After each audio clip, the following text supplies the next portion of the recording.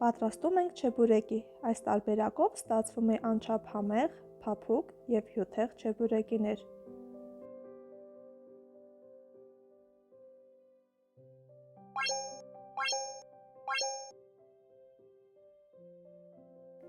Խմորի համար մեզ անհրաժեշտ է 1 կգ ալյուր,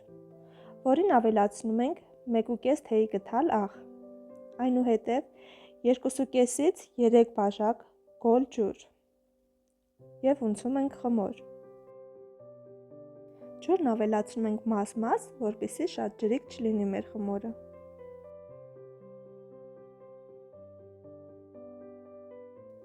Մի փոքր հունցելուց հետո ավելացնում ենք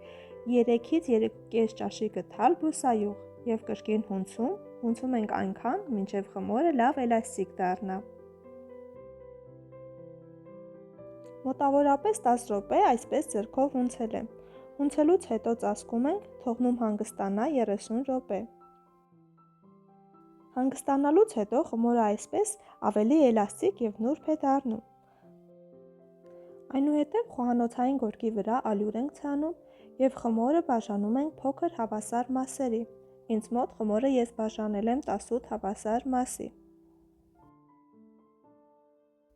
Այնուհետև գնդում ենք, սկուտեղի վրա ալյուր ենք ցանում և գնդերը շարում ենք սկուտեղի վրա, ծածկում և թողնում ևս 10 րոպե հանգստանա։ Մինչ խմորը հանգստանում է, այդ ընթացքում պատրաստում ենք միջուկի միսը, որի համար մեզ անհրաժեշտ է կես կապ սոխ, մանր կտրատել և ավելացնել մսին։ Մանր կտրատում ենք նաև մի քանի ճուղ սամիթը և համեմը և ավելացնում մսի վրա։ Անհրաժեշտ է 1 կգ փափուկ միս, որի հետ նախօրոք աղացել եմ 2 գլուխ սոխ։ Կանաչիներն ավելացնելուց հետո համեմում ենք աղով, կարմիր աղացած պղպեղով և սև աղացած պղպեղով, այնուհետև ավելացնելու ենք 1 սուրճի բաժակ ջուր և խառնում ենք։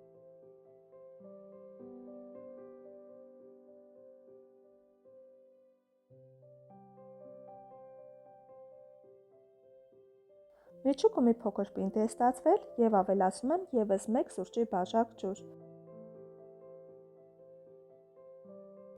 Միսը պետք է ստացվի թույլ, բայց ոչ շատ ջրիկ։ Գնդերը հանգստանալուց հետո սկսում ենք կրկնակելը։ Նախօրոք կրկնակում եմ 4 գունդը և դնում մի կողմ։ Վերցնում եմ նախօրոք կրկնակած 2 գունդը և սկսում լցոնել մսով։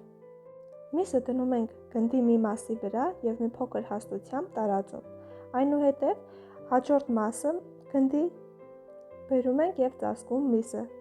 և սկսում պատառաքաղի օգնությամբ եզրերը միացնել իրար։ Պատրաստելուց հետո այս մեկը դնում ենք մի կողմ և պատրաստում ենք նույն տեխնիկայով հաջորդ գունդը։ Կրկին միսը դնում ենք բացված գնդի մի մասի վրա,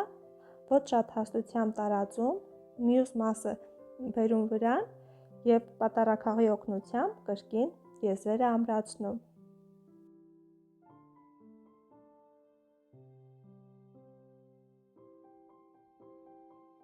Առատ բուսայուղ ենք լցնում տապակի մեջ և թողնում լավ տաքանա, որից հետո սկսում ենք տապակել մեր չեբուրեկիները։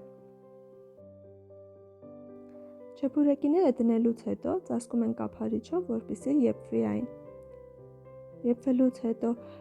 շրջում ենք հակառակ կողմը,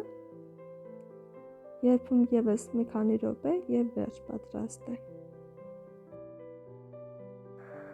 Մինչ այս մեկը տապակվում է, նախօրոք կրկնակած 2 գունդը ևս լցոնում եմ և դնում մի կողմ և սկսում կրկնակել ևս 2 գույնդ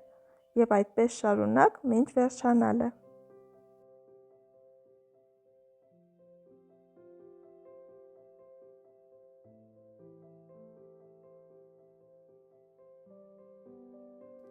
Այս տարբերակով պատրաստելիս ստացվում է անչափ համեղ և շատ հյութեղ չեբուրեկիներ։ Դուք նույնպես փորձեք։ Իսկ եթե ձեզ դուր եկավ պատրաստման այս եղանակը, բաժանորդագրվեք, լայքեք և տարածեք այս տեսանյութը։